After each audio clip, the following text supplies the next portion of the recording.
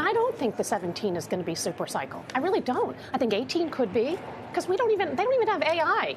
Yeah, I know, but the numbers though already suggest that it's going to be a pretty darn upgrade cycle. It might be fine, and services will be the bright spot for sure. But I just don't. I still don't think it's not going to lift the growth rate. It's not going to lift the 8% growth rate. Can't you incorporate the fact that potentially they will deliver at some point on AI, because that's not built into the stock price? I could wait until the second half of next year and let's see, and we'll figure that out. Well, what would you be willing to pay for it? If you don't want to pay 31 times, I mean, the market's at 23 times. You don't think it deserves a premium? Not with that growth rate. What would you be willing to pay for it? 23 times. Market multiple.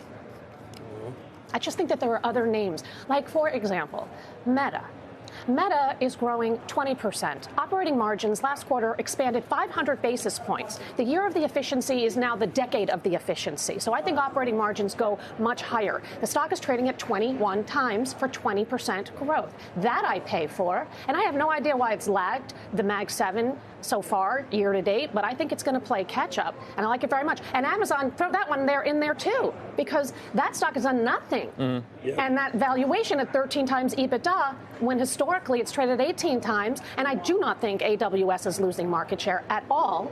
I think it's just a law of large numbers. They're growing 17% versus Google and Microsoft at 30%. I got it, but they're much, much bigger. So, and they also have the retail component, and they have the advertising component. So those two are much more compelling to me than Apple. Morgan Stanley expects Meta to move meaningfully on earnings. They look for better than expected ad results and a guide on engagement growth accelerating. B of A's bullish, quote, look for revenue to beat to support AI investment returns. They like a buy. Deutsche is asking, can they shake off the overhangs, right? Steph talks about some of that. It's kept the stock from outperforming some of its peers.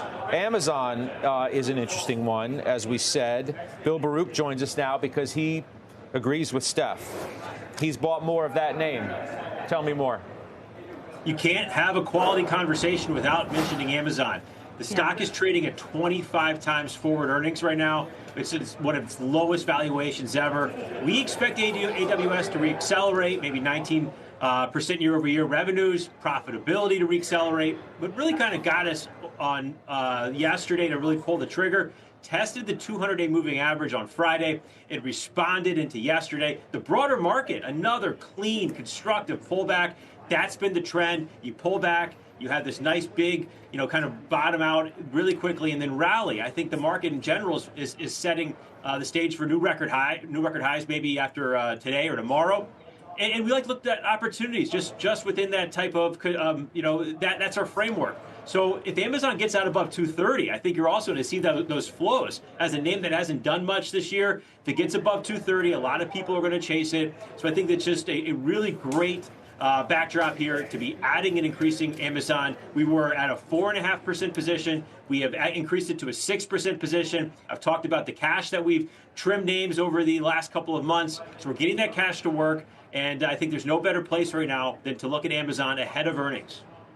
It's your largest position now. Yes, it is our largest position. It's, a lot of these big cap tech names we have neck and neck. NVIDIA's just an eyelash below it. So we increased in our main portfolio, but also in our concentrated portfolio. It's now an 11% position. So it's done nothing year to date. And I wouldn't be surprised to see this finish up 10 to 15% on the year. Bill, thanks. Appreciate that update on this purchase. Everybody owns this name.